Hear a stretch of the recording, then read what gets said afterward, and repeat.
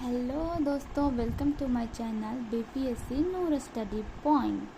जैसा कि आप लोग जानते हैं कि मैं बीपीएससी प्रीलिम्स का 72 बीपीएससी प्रीलिम्स की पीवाईक्यू की तैयारी करवा रही हूँ, जो बिल्कुल एक्सप्लेनेशन के साथ है। तो आप सब अगर इसे पढ़ते हैं तो आपका प्रीलिम्स ज़रूर निकलेगा।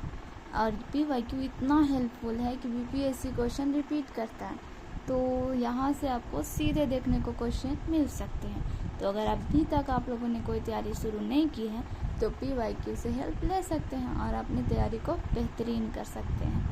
मैं हर वीडियो टॉपिक पे बनाती हूँ, जो कि पहली टॉपिक अभी चल रही है भारतीय इतिहास का प्राचीन भारत, जिसमें मैंने 50 क्वेश्चन पहले ही करवा रखा है।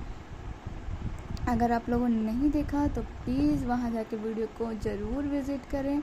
और आज की क्लास शुरू करते हैं, जो क्लास 5 है 51 क्वेश्चन नंबर से। तो शुरू करते हैं। आज की क्लास नंबर 51 यहाँ है 51। तो शुरू करते हैं आज की क्लास। 65th बीपीएससी से है। पहले क्वेश्चन 51 कह रहा है, निम्न कथनों में से कौन से कथन सही हैं।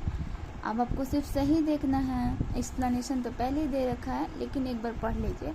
हड़प्पा का उत्खनन 1921 में किया गया था। यस, बिल्कुल किया गया था। वर्तमान में हड़प्पा पाकिस्तान में है, तो हाँ पाकिस्तान में है। दोनों जो कथन दिए हुए हैं सही है। तो इसके और बाकी भी पढ़ सकते हैं कि हड़प्पा व्यास नदी के किनारे था। व्यास नदी के किनारे नहीं था। वो नदी थी रावी नदी। कौन नदी थी? रावी नदी। हड़प्पा का उत्खनन करता आर.डी. बनर्जी है? नहीं, राय बहादुर दयाराम साहनी थे। और भी एक और सब ऑप्शन है। तो हमें तो पहली 1 और 2 का उत्तर मिल चुका है, तो इसका जाएगा उत्तर नंबर ए, यानी केवल 1 और 2 होगा सही। इसका एक्सप्लेनेशन मैंने पहले ही अंडरलाइन कर दिया है, क्योंकि पढ़ के अंडरलाइन करती हूँ तो वीडियो बहुत ही लेंदी हो जाता है। तो मुझे जल्दी पढ़ाना है और आज इस वीडियो में मैं 50 क्वेश्चन कंप्लीट करवाऊँगी। तो इसको एंड तक ज़रूर देखो, जो भी प्रीलिम्स की तैयारी कर रहे हैं, ठीक है। तो एक्सप्लेनेशन में है, देखिए इतना सब कुछ पढ़ना नहीं पड़ेगा। मैंने पूरा करवा रखा है पहले ही कि 1921 में राय बहादुर साहनी ने इसकी उत्खनन की थी, ठीक है। ये हड़प्पा जो सभ्यता है रावी नदी के किनारे है। अभी ये पाकिस्तान के पंजाब प्रांत में है, और ये कांस्य युगीन सभ्यता भी इसे कहा जाता था। और इसका सबसे बड़ा जो स्थल है वो राखी गढ़ी है, जो घग्गर नदी के तट पर हरियाणा राज्य में स्थित है। तो पहला क्वेश्चन कंप्लीट हुआ। अब आते हैं क्वेश्चन नंबर 52 पे। 52 कह रहा है, निम्न में से कौन सी नदी सप्त संध्या प्रदेश में समाविष्ट नहीं थी। तो उसका उत्तर जाएगा ऑप्शन नंबर डी, साबरमती। अब इसका एक्सप्लेनेशन छोटा है, तो देख लेते हैं। ऋग्वैदिक काल में आर्य लोग 7 नदियों वाले सप्त सिंधु क्षेत्र में निवास करते थे, तथा साबरमती नदी इस 7 नदियों का भाग नहीं था, ठीक है। अब 7 नदियों का भाग कौन कौन सा था और वो कौन कौन से नाम से, मतलब प्राचीन नाम कौन सा था, वर्तमान नाम कौन सा था, उसे ज़रूर देख लेते हैं। एक बार बस देख लेते हैं, ध्यान में आ जाए। तो इसका कुंभ नदी थी, प्राचीन नाम था। और कुंभ नहीं है, कुरुब। तो उससे वर्तमान में क्या कहते हैं? कुर्रम। दूसरा है कुब्भा, उसको क्या कहते हैं? काबुल। तीसरा है वितस्ता, उसको क्या कहते हैं? झेलम। आसिकनी, इसको क्या कहते हैं? चेनाब। पारुसनी, रावी। सदानिरा, गंडक। सरस्वती, घग्गर। यानी कि ये सब प्राचीन नाम है, ये इसके वर्तमान नाम है। अब आते हैं क्वेश्चन नंबर 53 पर। चंद्रगुप्त मौर्य ने सेल्यूकस को बख्शिश के रूप में क्या दिया था? तो उन्होंने दिया था 500 हाथी दिए थे, वो भी युद्धक हाथी। तो इसका हो जाएगा ऑप्शन नंबर ए, बिल्कुल सही उत्तर, ठीक है। अब एक्सप्लेनेशन देखते हैं। तो वो कह रहा है, चंद्रगुप्त मौर्य मौर्यवंश के संस्थापक थे। चलो बहुत बढ़िया। इनका जन्म 345 ईसा पूर्व में हुआ था, ठीक है। जस्टिन ने चंद्रगुप्त मौर्य को सेंड्रोकोटस भी कहा था, ये भी बात याद रखनी है। पहचान विलियम्स जोन्स ने चंद्रगुप्त मौर्य के रूप में किया। मतलब सैंड्रोकोटस ही चंद्रगुप्त का ही नाम था। ठीक है, अब चंद्रगुप्त मौर्य जो थे वो जैन धर्म के अनुयायी थे। इसने जैन धर्म की शिक्षा किससे ली थी? तो भद्रबहु से ली थी। किससे ली थी? भद्रबहु से ली थी। 305 ईस्वी पूर्व में चंद्रगुप्त मौर्य ने सेल्यूकस निकेटर को हराया था, और हारने के बाद निकेटर ने, जो सेल्यूकस निकेटर था, उसने अपनी पुत्री हेलेना का विवाह चंद्रगुप्त से करवा दिया था। तो यहाँ पे 53 क्वेश्चन नंबर कंप्लीट होते हैं। आते हैं क्वेश्चन नंबर 54 पर। थोड़ी सी एक्सप्लेनेशन और है तो उसको भी देख ही लेते हैं। कह रहा चंद्रगुप्त मौर्य सेल्यूकेटर को उपहार में, ये तो उत्तर ही हमारे हैं भी, 500 युद्ध खाते दिया था। सेल्यूकस चंद्रगुप्त मौर्य का 4 प्रदेश दिया था। हाँ, सेल्यूकस निकेटर जो था ना, वो चंद्रगुप्त मौर्य से पहले अपनी बेटी का विवाह करवाया और उसके बाद 4 प्रदेश भी दिया। वो कौन कौन सा था? प्राचीन नाम, आधुनिक नाम, दोनों याद रखते हैं, कुछ भी पूछ दे तो हमें आता हो। तो पहला है एरिया, जिसको भी कहा जाता है हेरात, एराकोसिया, उसको कहते हैं कंधार, और एरिपेनी सेडाई, उसे कहते हैं काबुल, और है जेड्रोसिया, तो उसको क्या कहते हैं? बलूचिस्तान। ये सब कौन दिया था? निकेटर ने। किसको दिया था? चंद्रगुप्त मौर्य को। और 500 युद्ध खाती भी नहीं, 500 युद्ध खाती चंद्रगुप्त मौर्य ने उसे दिया था, और निकेटर ने उसे 4 प्रदेश दिए थे।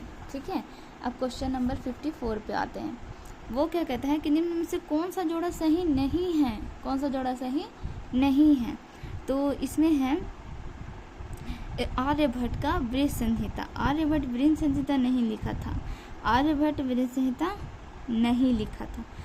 कौन लिखा था उसके बारे में देखते हैं। तो इसका पहले तो ऑप्शन नंबर सी हो गया कि ये गलत है, ये नहीं लिखा था। अब इसका एक्सप्लेनेशन थोड़ा देख लेते हैं अच्छे से। 10 कुमार चरित्र के लेखक दंडी हैं। इसकी रचना 10 कुमारों ने अपनी अपनी यात्राओं का अनुभव में वर्णन किया है। पंचतंत्र पुस्तक के लेखक विष्णु शर्मा है। पुस्तक और उसके लेखक से भी प्रश्न पूछता है, तो हमें इस बात का ध्यान रखना होगा। ओके, फिर कहता है स्वप्न वास्तवता वदत्ता के लेखक भास है। यह 6 अंकों की एक रोचक संस्कृत नाटक है। वृहत संहिता का लेखक विरह मिहिर थे। इसका तो अच्छा से याद हो जाएगा। यह संस्कृत भाषा में लिखा गया है। इसमें खगोल शास्त्र से संबंधित बातों का वर्णन है। आर्यभट्ट के प्रसिद्ध पुत्र आर्यभट्टीय हैं। जो 5 भागों में विभक्त है वो क्या है? गीतिपद, गीतिकपदम, 10 गीतिका, गणितपाद, कालक्रिया और गोल सादा। ठीक है, अब आते हैं क्वेश्चन नंबर 55 पे। वो कह रहा है विग्रहराज 4 ने अजमेर के 2.5 दिन का झोपड़ा नामक मस्जिद से पहले किसका निर्माण कराया था? तो उससे पहले था एक स्कूल, यानी ऑप्शन नंबर ए। ठीक है, अब विग्रहराज 4 ने 1153 में करवाया था। अजमेर में एक विद्यालय का निर्माण करवाया था। ठीक, जिसे तोड़कर 1192 में कुतुबुद्दीन ऐबक ने मस्जिद का निर्माण कराया। आगे चलकर 1213 में इल्तुतमिश ने इस मस्जिद को और आकर्षक बना दिया। ठीक है, तो क्वेश्चन नंबर 55 भी कंप्लीट होता है। अब आते हैं क्वेश्चन नंबर 56। 56 कहता है कि निम्न कथनों में से कौन सा कथन सही है? तो इन सब कथनों को पहले पढ़ना पड़ेगा, तो पढ़ते हैं। कलहन का ग्रंथ राजतरंगिणी है, संस्कृत में है। आप लोग भी पढ़िए, सब पढ़ के ही उत्तर देंगे, जिससे उन्हें भी सभी को समझ में आए। ठीक है, तो देखिए, इब्न बतूता को दिल्ली का काजी नियुक्त किया गया था। हाँ, शायद अब्दुल हामिद लाहौरी का पद शाहनामा शाहजहाँ के शासन के बारे में है। अमीर खुसरो सितार का आविष्कारक है। हमीदा बानो बेगम हुमायूं नामा लिखी थी। अब इसमें कौन सा प्रश्न उत्तर है? तो हम देखते हैं कि इसका उत्तर होगा उत्तर बी। क्या होगा? उत्तर बी, यानी केवल 1 2 3 4 सही होगा। यानी कि इसमें से केवल 1 2 3 4। इसका एक्सप्लेनेशन देख लेते हैं। बिना एक्सप्लेनेशन के तो हमें उतना अच्छा से नहीं आएगा। एक्सप्लेनेशन देखने से हमें ज़्यादा समझ में आएगा। तो एक्सप्लेनेशन क्या कह रहा है कि देखिए एक्सप्लेनेशन कह रहा है हुमायूं नामा के लेखक गुलबदन बेगम थी। ठीक है, सही बात है, जो बाबर की पुत्री थी तथा हुमायूं की बहन थी। इस पुस्तक से बाबर तथा हुमायूं के बारे में जानकारी मिलती है। इस पुस्तक के माध्यम से तत्कालीन समय के भारत की आर्थिक तथा सामाजिक दशा का विवरण भी प्राप्त होता है। समझ गए। अब आते हैं क्वेश्चन नंबर 57 पे। गौतम बुद्ध से ना बहुत सारे प्रश्न पूछ रखा, तो इस टॉपिक को कभी भी छोड़ना नहीं है। 1-2 प्रश्न तो मिलने ही वाले कंफर्म। ठीक है, तो गौतम बुद्ध अपना प्रथम उपदेश कहाँ दिया था? तो वो कहाँ दिया था? सारनाथ में। कहाँ दिया था? सारनाथ में। ठीक है, अब गौतम बुद्ध का तो एक्सप्लेनेशन देखना बहुत ही इम्पोर्टेंट बन जाता है। नहीं देखेंगे तो बहुत बार देख चुके हैं, लेकिन देख लेना जरूरी है एक बार। ऐसे मैंने सारा अंडरलाइन कर रखा है तो आप लोग को आसानी पड़ेगा।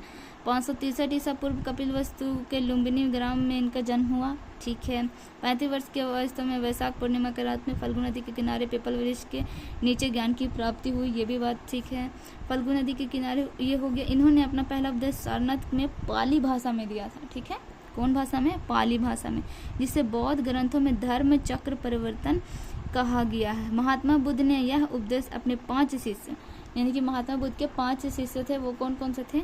तो वो था वासिया, महानामक, और था कौंडिन्य, भदिया, और एक नाम क्या था? अश्वजीत के समक्ष दिया था। यहाँ पर क्वेश्चन नंबर 65 बीपीएससी का खत्म होता है प्रश्न। अब आते हैं 64 बीपीएससी में। ठीक है, अब क्वेश्चन नंबर 58।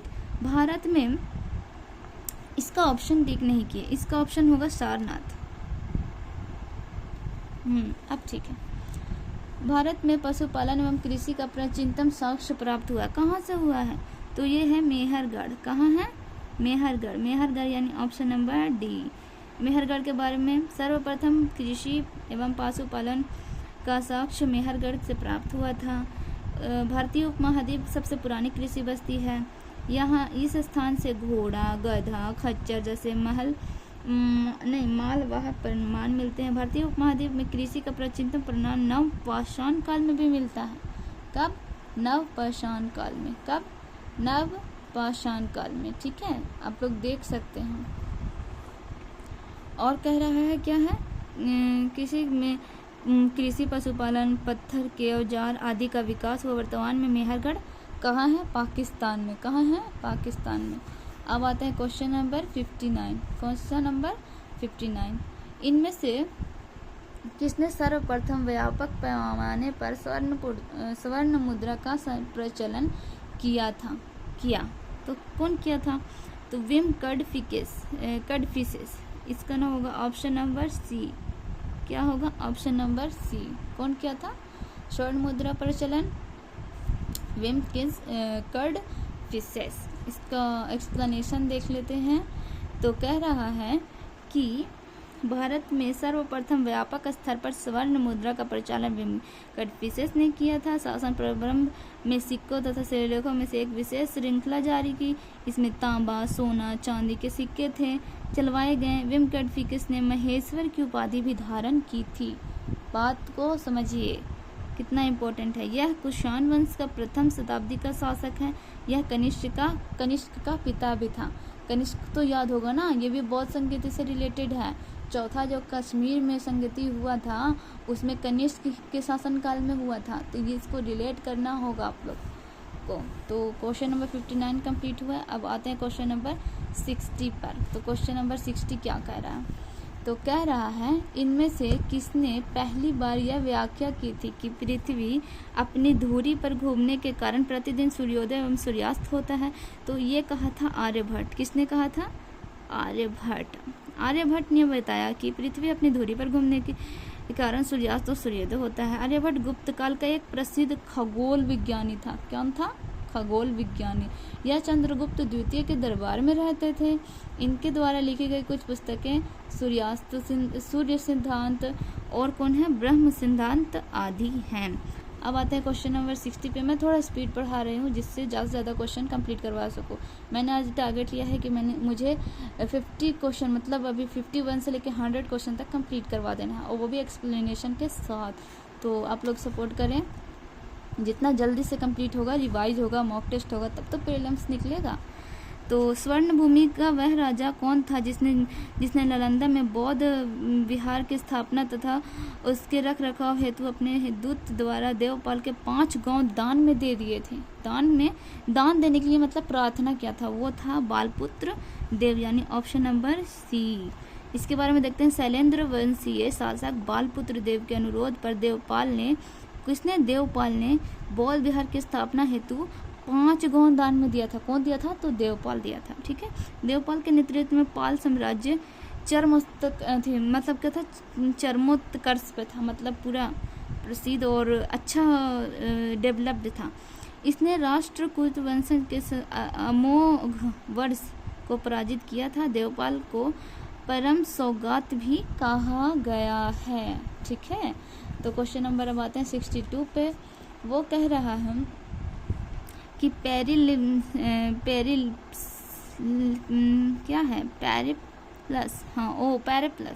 ऑफ द इरिथियन सी किसने लिखी है? अरे इसको तो पढ़े थे हम लोगों ना, आप पढ़े थे इसके बारे में थोड़ा सा। अच्छा ठीक है, देख लेते हैं। तो इसका आंसर हो जाएगा उपयुक्त में से कोई नहीं, अब यह उपयुक्त में से एक से अधिक। तो देखते हैं। पेरिप्लस ऑफ द इरिथियंस किसी की पुस्तक भारत तथा रोम के बीच घनिष्ठ व्यापारी संबंधों पर आधारित है। ठीक है। इस पुस्तक के लेखक नाम स्पष्ट नहीं है। हाँ, पता कहाँ से रहेगा? ये ऑप्शंस देने से क्या होगा? नाम ही पता नहीं है लेखक का। इस पुस्तक को भारत के बंदरगाहों तथा व्यापारिक वस्तुओं के बारे में जानकारी मिलती है। यहाँ पर 64 बीपीएससी का भी क्वेश्चंस कंप्लीट हुए। अब आते हैं 63 बीपीएससी का, यानी क्वेश्चन नंबर 63 भी। ओके। तो सिंधु घाटी सभ्यता की सबसे महत्वपूर्ण विशेषता क्या है? तो इसके है कि पक्की ईंटों से बनी इमारत मिली थी। क्या मिली थी? पक्की ईंटों से बनी इमारत, यानी ऑप्शन नंबर ए। सिंधु घाटी सभ्यता का खोज 1921 सर जॉन मार्शल के नेतृत्व में दयाराम साहनी ने किया था। ये तो बात हम लोग को पता है, हम लोगों ने अभी थोड़ा देर पहले ही देखा था। बोल रहे ना, हड़प्पा सभ्यता भी इम्पोर्टेंट है, मौर्य साम्राज्य इम्पोर्टेंट है, बौद्ध धर्म इम्पोर्टेंट है। ये सब क्वेश्चन बार बार रिपीट हो रहा है। अब देखें, पक्की ईंटों से बनी मकान, नगरीय सभ्यता, कांस्य युगीन सभ्यता, ऐतिहासिक सभ्यता, व्यापार प्रधान सभ्यता, यानी इतना सारा इम्पोर्टेंट फीचर्स था हड़प्पा सभ्यता का। ठीक है। अब क्वेश्चन नंबर 63 कंप्लीट हुआ ना। अब आते हैं क्वेश्चन नंबर 64 पर। मेगास्थनीज दूत था। अरे तो सेल्यूकस निकेटर का था, यानी ऑप्शन नंबर ए पढ़ चुके हैं। कौन था? ऑप्शन नंबर ए, सेल्यूकस निकेटर का। मेगास्थनीज चंद्रगुप्त मौर्य के शासनकाल में भारत आया था। ठीक है। यह सेल्यूकस निकेटर का राजदूत था, वो भी ठीक है। मेगास्थनीज द्वारा लिखी गई पुस्तक का नाम क्या था? इंडिका। क्या था? इंडिका। जिसने मौर्य काल के समाज और संस्कृति का विवरण से मतलब प्राप्त होता है। क्वेश्चन नंबर आते हैं 65। कौटिल्य की पुस्तक अर्थशास्त्र किस विषय पर आधारित है? तो वो है शासन कला के सिद्धांत पर। ठीक है। और अभ्यास, इसका एक्सप्लेनेशन शासन कला के सिद्धांत और अभ्यास अर्थशास्त्र में इसका एक्सप्लेन किया गया है। अर्थशास्त्र चाणक्य यानी कौटिल्य ने लिखा है। ठीक है। और क्या कर रहा है? धनानंद को हराने में चाणक्य चंद्रगुप्त को मौर्य की मदद किया था, ये भी पता है। जिसके बाद यह चंद्रगुप्त मौर्य का प्रधानमंत्री बना। कौटिल्य अर्थशास्त्र सप्तांग सिद्धांत भी दिया है, जो काफ़ी प्रचलित मतलब फेमस है। क्वेश्चन नंबर 66 पे आते हैं। जितना जल्दी जल्दी पढ़ेंगे आप लोग भी ध्यान से देखिए, वीडियो स्किप ना करें, एकदम बिल्कुल ध्यान से पढ़ें। त्रिपिटक किसकी धर्म की पुस्तक है? ओए ये तो पढ़ चुके। त्रिपिटक वो बौद्ध धर्म का, तो होगा ऑप्शन नंबर डी। क्या होगा? Option number D. अब इसका एक्सप्लेनेशन क्या है कि त्रिपिटक ग्रंथ बौद्ध धर्म से है। इस ग्रंथ में महात्मा बौद्ध उपदेशों के संग्रहित है। इस ग्रंथ को लिखने में पाली भाषा का उपयोग किया गया है। ठीक है। त्रिपिटक के अंतर्गत क्या क्या आता है? तो वो आता है विनय पिटक, सूत पिटक और आता है अभिधम पिटक, और ये सब उसके नियम हैं। अब आते हैं क्वेश्चन नंबर 67 में। ठीक है। अशोक के धम्म का मूल संदेश मतलब क्या है? उनके धम्म का मतलब क्या था? तो वो था उपयुक्त में से, और पहले यहाँ तो ऑप्शन मारते हैं, उपयुक्त में से कोई नहीं, कोई ऑप्शन सही नहीं है। एक्सप्लेनेशन से आप लोग को ज़्यादा अच्छे से समझ में आने वाला है। तो सम्राट अशोक ने अपने अभिलेखों में धम्म शब्द का प्रयोग किया है, जिसका तात्पर्य है प्रजा के नैतिक उत्थान के लिए प्रस्तुत की गई आचार संहिता से है। कितना बड़ी बात है, ठीक है। अशोक ने धम्म की जो परिभाषा दी है वो है रहुलोवाद सूत्र से ली गई है। भारत में शिलालेखों का प्रचलन अशोक द्वारा शुरू किया गया था। पुराणों में अशोक को अशोकवर्धन कहा गया है। यहाँ पे 67 क्वेश्चन नंबर कंप्लीट। अब आते हैं 68 क्या कह रहा है। मौर्य साम्राज्य के 7 वर्जों का विभाजन का विशेष रूप से उल्लेख किया जा सकता है। तो किस पुस्तक से, तो ये तुम्हें तो पता है, मौर्य वंश में कौन आया था, मेगास्थनीज, उसने सब चीज़ के बारे में लिखा था, तो उसी के पुस्तक में सब एक्सप्लेनेशन मिलेगा ना, है कि नहीं। तो इसका एक्सप्लेनेशन मेगास्थनीज सेलुकस निकेटर का राजदूत था, चंद्रगुप्त के शासनकाल में भारत आया था, इसकी पुस्तक थी। अब इसने समाजों को 7 वर्गों में विभाजित किया था, ये बात याद रखनी है। वो कौन कौन से वर्ग थे, दार्शनिक, चरवाहा और शिकारी, सैनिक, मतलब ऐसे में है, किसान, कारीगर एवं व्यापारी, सैनिक, जासूस और निरीक्षक, और लास्ट में है सभादिया मंत्री। 69 क्वेश्चन नंबर पे आते हैं। तो वो क्या कह रहा है, प्रसिद्ध चीनी यात्री, कौन, प्रसिद्ध चीनी यात्री फाहियान किसके शासनकाल में भारत आया था, तो वो था चंद्रगुप्त सेकंड, यानी ऑप्शन नंबर बी, ठीक है। चंद्रगुप्त सेकंड के शासनकाल में भारत आया था। तो भारत आया था, तो उसके बारे में एक्सप्लेनेशन देख लेते हैं क्या कह रहा है। कह रहा है कि फाहियान चीनी यात्री था जो बौद्ध धर्म का अनुयायी था। इस चंद्रगुप्त द्वितीय के शासनकाल में भारत आया था। इसने 399 से 414 तक ईस्वी तक भारत में रहकर बौद्ध का शिक्षा प्राप्त किया। और इसने महत्वपूर्ण, इसका जो भी यात्रा का एक बहुत ही महत्वपूर्ण यात्रा वृत्तांत है। फाहियान ने अपने विवरण में मध्य प्रदेश की जनता को सुखी एवं समृद्ध बताया था, ठीक है। क्वेश्चन नंबर 69 भी कंप्लीट। और आते हैं आप क्वेश्चन नंबर 70 पर।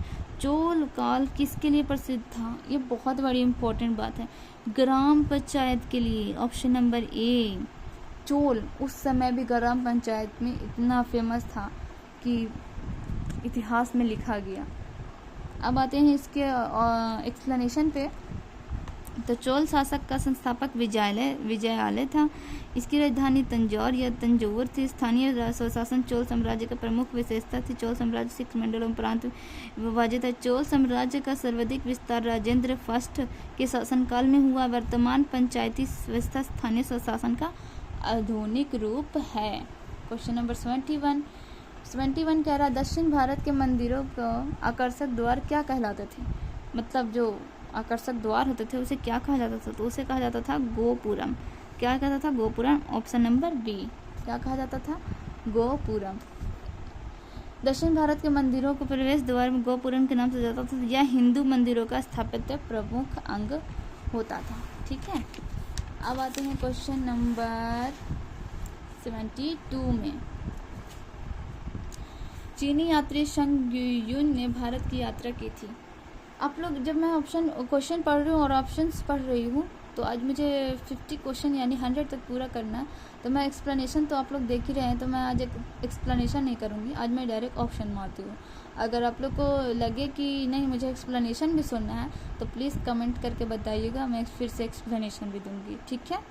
तो चीनी यात्री शंग युन भारत यात्रा की थी। कब किया था उन्होंने, तो 515 से 520 ईस्वी तक, इस ईस्वी में किया था, ठीक है।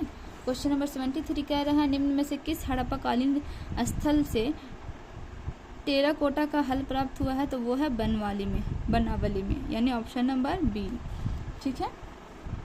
अगर आप लोग को एक्सप्लेनेशन देखना है तो पूरा मैंने अंडरलाइन कर रखा है, आप लोग स्टॉप करके एक्सप्लेनेशन देख सकते हैं, बहुत ही इंपॉर्टेंट है। 74 क्वेश्चन नंबर पे आते हैं। तो वो है कलिंग नरेश खारवेल का संबंध था, तो वो कौन सा वंश था, चेदी वंश, यानी ऑप्शन नंबर बी, ठीक है। और आता है क्वेश्चन नंबर 75, किस प्रकार की भूमि को अपरहत कहा जाता था, तो वो कहा जाता था बिना जोती हुई जंगली भूमि, यानी ऑप्शन नंबर क्या होगा, ए। क्या होगा, ए। अब आते हैं क्वेश्चन नंबर 76 में। क्वेश्चन नंबर 76 क्या कह रहा है, निम्नलिखित में से कौन हड़प्पा और मोहनजोदड़ो के उत्खनन से संबंधित नहीं थे? तो वो थे V.A. स्मिथ, यानी क्वेश्चन ऑप्शन नंबर डी। ठीक है, अब आते हैं 77। तो 77 का क्या है, गौतम बुद्ध। फिर आए ना क्वेश्चन, गौतम बुद्ध अपना प्रथम उपदेश कहाँ दिए थे? तो वो दिए थे सारनाथ में, ऑप्शन नंबर सी। अब आते हैं क्वेश्चन नंबर 78 में, प्राचीन भारत का नेपोलियन किसे कहा गया है? तो किसे कहा गया है? वो कहा गया है समुद्रगुप्त को, शायद ऑप्शन नंबर डी। यस, सही है, समुद्रगुप्त को। अब 79 कहता है, हर्षवर्धन के शासनकाल में किस यात्री ने भारत का यात्रा किया था? तो वो किया था हेनसोंग ने। क्या, कौन किया था? हेनसोंग, ऑप्शन नंबर बी।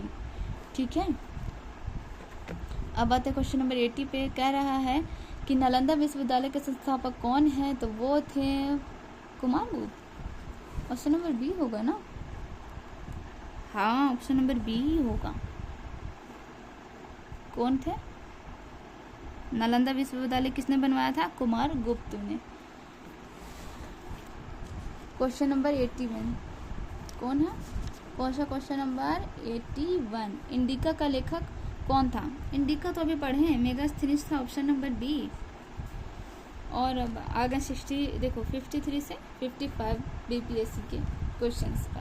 तो क्वेश्चन नंबर 82 कह रहा है, निम्नलिखित में से कौन सा एक हड़प्पा का बंदरगाह था? तो वो था लोथल, ऑप्शन नंबर बी। कौन था? लोथल। और क्वेश्चन नंबर 83 कह रहा है, गुप्त सम्राट जिसने हुर्नों को पराजित किया था वो कौन थे? स्कंदगुप्त। कौन थे? स्कंदगुप्त, यानी ऑप्शन नंबर सी। अब आते हैं क्वेश्चन नंबर 84। वो कह रहा है, कलहन की पुस्तक का नाम क्या था? क्या था? कलहन की पुस्तक का नाम क्या है? तो वो था Rajatarangini, option number D. Question number 85। Question number 85 कह रहा है, किस अभिलेख में रुद्रदामन प्रथम की विभिन्न उपलब्धियां वर्णित हैं? तो वो है जूनागढ़ अभिलेख। ये पीछे भी क्वेश्चन आ चुका है।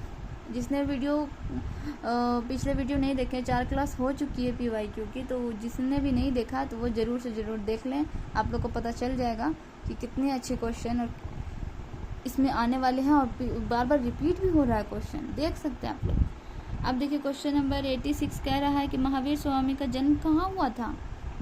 कौन नहीं बता देगा? Kundagram, option number A. अब है क्वेश्चन नंबर 88। महात्मा बौद्ध का परिनिर्वाण कहाँ हुआ था? तो वो हुआ था कुशीनगर में। कहाँ पे? कुशीनगर में। महात्मा बुद्ध, यानी क्वेश्चन नंबर 88 फिर से महात्मा बुद्ध ने अपना प्रथम धर्म चक्र परिवर्तन किस स्थान पर दिया था? वो था सारनाथ, यानी ऑप्शन नंबर बी। अब आते हैं क्वेश्चन नंबर 89 जो कह रहा है, मगध पर प्रारंभिक राजधानी कौन सी थी मगध की? तो वो थी राजगिरी। कहाँ थी? राजगिरी। ठीक है, अब क्वेश्चन नंबर 89 हो गया। अब क्वेश्चन नंबर 90। बस 1 मिनट में क्वेश्चन कंप्लीट हो जाएंगे 100 तक। उसके बाद एक वीडियो और लगेगा और इसमें पूरे भारतीय इतिहास का प्राचीन भारत कंप्लीट। उसके बाद हम लोग आएंगे मध्यकालीन भारत के क्वेश्चंस पे। ठीक है, तो आ रहा है क्वेश्चन नंबर 89। अजातशत्रु 90 होना चाहिए था, यहाँ पे मिस प्रिंट है। 89 तो पहले ही करवा चुके। अजातशत्रु किस वंश का नाम क्या है? तो वो था हर्यक वंश, यानी ऑप्शन नंबर बी। अब आते हैं क्वेश्चन नंबर 91। तृतीय बौद्ध सभा किस स्थान पर बुलाई गई थी? तो वो था पाटलिपुत्र, अपना Patna, option number D. 92। Kautilya का अर्थशास्त्र कितने अधिकरणों में विभाजित है? तो वो है 15, ऑप्शन नंबर डी। फिर आते हैं क्वेश्चन नंबर 93। सैंड्रोकोटस जो थे, सैंड्रोकोटस ने चंद्रगुप्त मौर्य की पहचान किसने की थी? वो थे विलियम्स जोन्स। अब देखिए, अशोक ने ब्राह्मी अभिलेखों का सर्वप्रथम किसने पढ़ा था? तो वो थे Prinsep, option number A. Question number 95। अंतिम मौर्य सम्राट कौन था? तो वो थे वृत्रथ। कौन था? वृत्रथ। आते हैं क्वेश्चन नंबर 96। क्वेश्चन नंबर 96 कह रहा है कि कनिष्क के शासनकाल में बौद्ध सभा किस नगर में आयोजित की गई थी? तो वो था Kashmir. Option number C, Kanishka Kashmir, Kanishka Kashmir. 97 देखिए फिर से मेगास्थनीज की पुस्तक का नाम क्या है? इंडिका। अभी तुरंत थोड़ा सा पीछे पूछा था कि इंडिका पुस्तक किसने लिखा है, तो हम लोगों ने मारा मेगास्थनीज। अब फिर से पोजिट करके पूछा है, हमें तो याद था, है कि नहीं। अब क्वेश्चन नंबर 97 के बाद आते हैं 98 पर। तो वो कह रहा है हर्षचरित्रम नामक पुस्तक किसने लिखा है? तो बाणभट्ट ने। किसने लिखा? Option Banabhatta, option number B. अब आते हैं क्वेश्चन नंबर 99। हम लोग बहुत कंप्लीट हैं अपने टारगेट को कंप्लीट करने में। तो मुद्रा राक्षस नामक पुस्तक कौन लिखा था? तो वो लिखा था Vishakha Datta, option number Vishakha Datta, option number A. Last question आज का 100वां क्वेश्चन, जिसका क्वेश्चन है महावीर स्वामी का जन्म कहाँ हुआ था? तो इसका उत्तर होगा कुंडग्राम में। ठीक है, तो आज का 100 क्वेश्चन कंप्लीट हुआ। अगर सच में आप लोगों को मेरी वीडियो पसंद आई है तो लाइक ज़रूर करें। अगर कोई फॉल्ट नज़र आ रहा है कि वीडियो में कुछ चेंजेस कराने हैं या एक्सप्लेनेशन में कुछ आप लोग को चाहिए, तो आप कमेंट कर सकते हैं और सब्सक्राइब कर लें ताकि सारी वीडियो आप लोग को मिल सके और प्रीलिम्स आप लोग का निकल सके। तो फिर मिलते हैं अगले क्लास में, अगले वीडियो में। Thank you.